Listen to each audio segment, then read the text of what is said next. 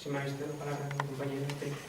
Moi boa tarde a todos, é un placer estar hoxe convosco presentando esta obra, porque pouco sabíamos ata agora sobre a capela da Nosa Señora da Estrela, pero gracias a iniciativas tan importantes como a que leva a cabo a Asociación Cultural Monte da Estrela, financiada coas importantes axudas que cada ano ofrece a Diputación para este tipo de actividades, temos agora a oportunidade de presentar este libro que pretende aportar algo de luz á historia desta capela que, sen dúbida, estivo moi arraigada nas crenzas dos vecinos da contorna. É que, tradicionalmente, as ermidas son definidas como capelas ou santuarios, xeralmente pequenos, construídos en lugares pouco poboados e que non adoitan ter un culto permanente. Esta descripción, sin embargo, esquece un dos aspectos máis importantes destes templos, e é o seu marcado carácter local e popular. Fronte á igrexa parroquial, que é o centro neurálxico da comunidade, as ermidas foron o resultado dunha devoción popular moito máis viva e moito máis directa. A profesión de fe é unha imaxe determinada, considerada en moitas ocasións como milagreira, é a razón que explica a construción deste tipo de edificios. Uns lugares que, deste xeito, se converten na mellor manifestación da piedade popular, da crenza dos habitantes dun pobo determinado. O estudo da súa trayectoria, polo tanto, nos aproxima a un fenómeno religioso e social de enorme importancia. O obxectivo por nos plantexado nesta obra, como dixo o meu compañeiro, foi, dunha banda, ofrecer ao lector a transcripción original da documentación que fai referencia á ermida do Monte da Estrela, acompañada dun estudio previo no que os lectores puidesen ter ou obter as ideas e as claves para poder interpretar e comprender o culto á Virxe da Estrela no seu contexto. En segundo lugar, pero estreitamente vinculado a este primeiro obxectivo, queríamos reconstruir a historia desta ermita e do fenómeno religioso e social a ela vinculado.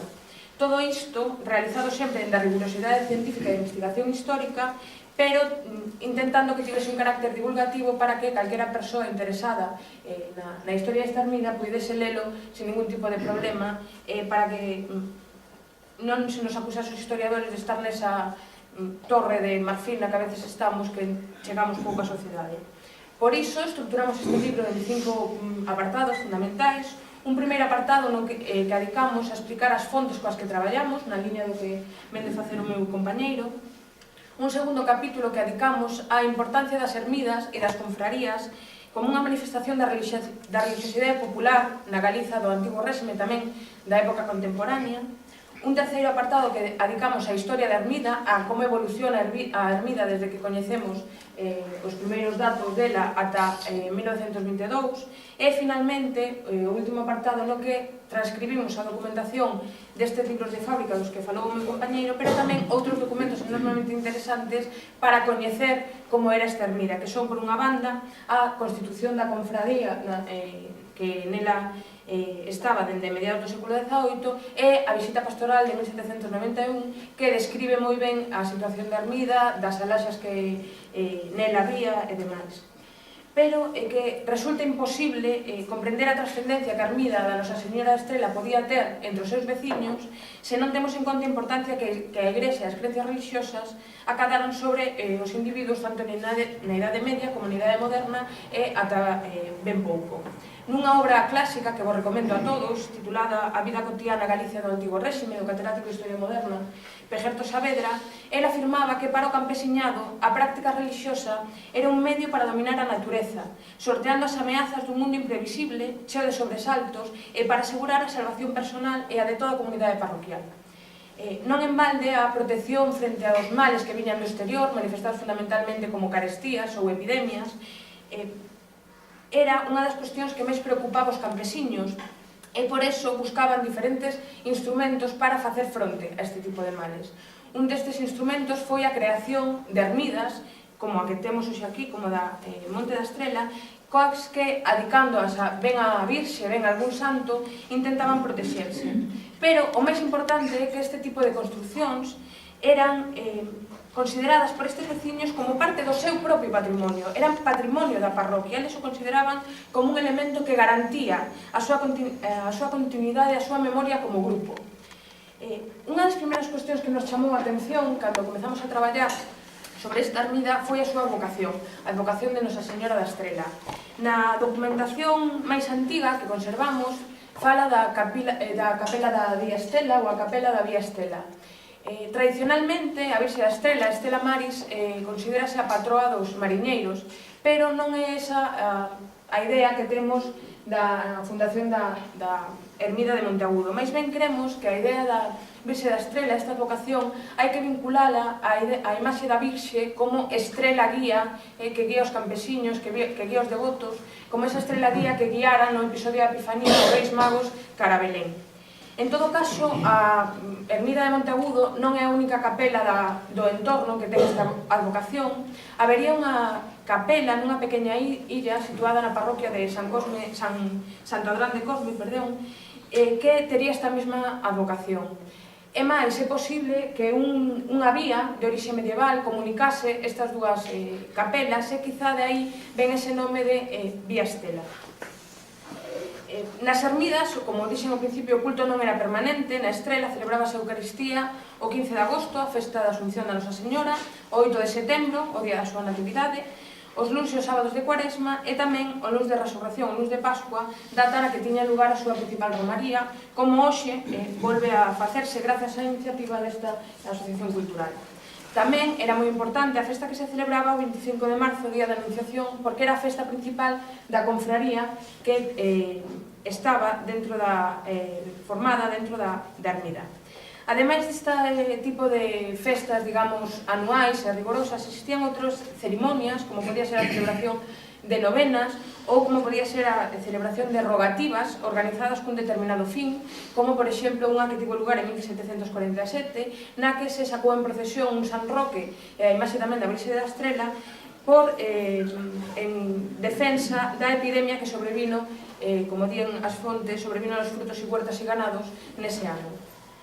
A historia da Nosa Señora da Estrela é moi interesante porque percorre boa parte dos séculos modernos e chega ata mediados do século XX. Lamentablemente non conservamos a data de fundación desta capela.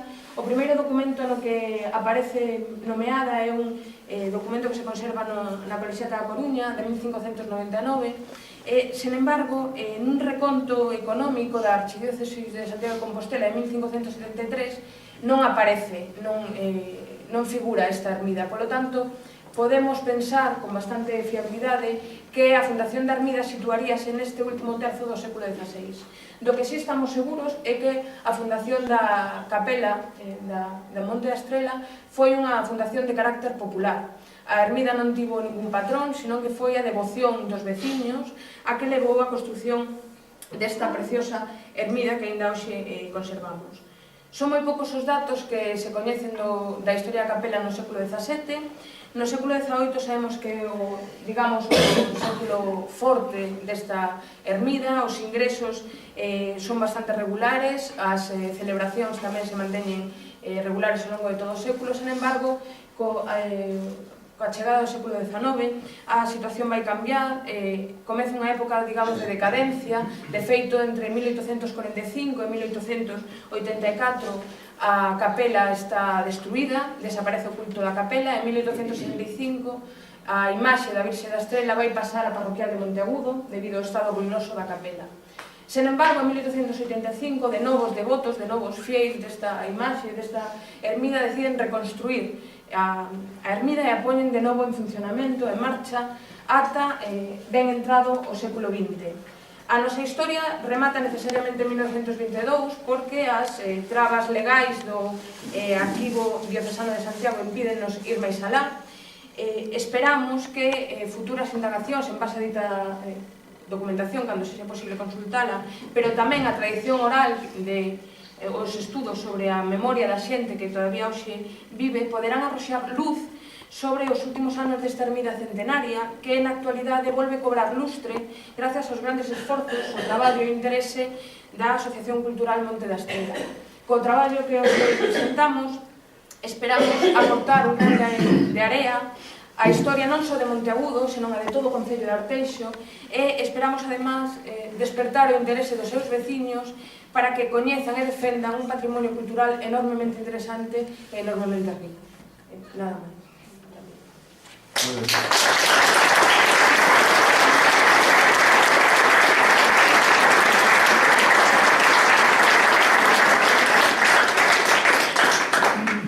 a palabra ao representante da Deputación da Coruña. Boas tardes. En primeiro lugar, quería disculpar ante todos ao alcalde, porque o señor alcalde está enfermo e non se pudo presentar aquí, entón se veño máis que nada no seu nombre, como alcalde e como diputado. Nada máis que darvos as gracias a todos por vir, felicitaros da Asociación de Monte da Estrela pola labor que están a facer e a vos polo traballo que estades realizando. Moitas gracias a todos.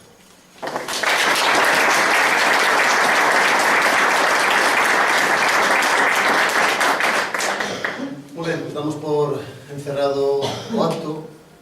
Nada, desexar que vostedes do libro e que este sexe o primeiro estudo pois, de moitos outros que se fan a partir de agora, porque realmente para podermos valorizar o patrimonio necesitamos obrigatoriamente pois, coñecer, senón é imposible. E máis nada, agora ao sair podedes apañar un exemplar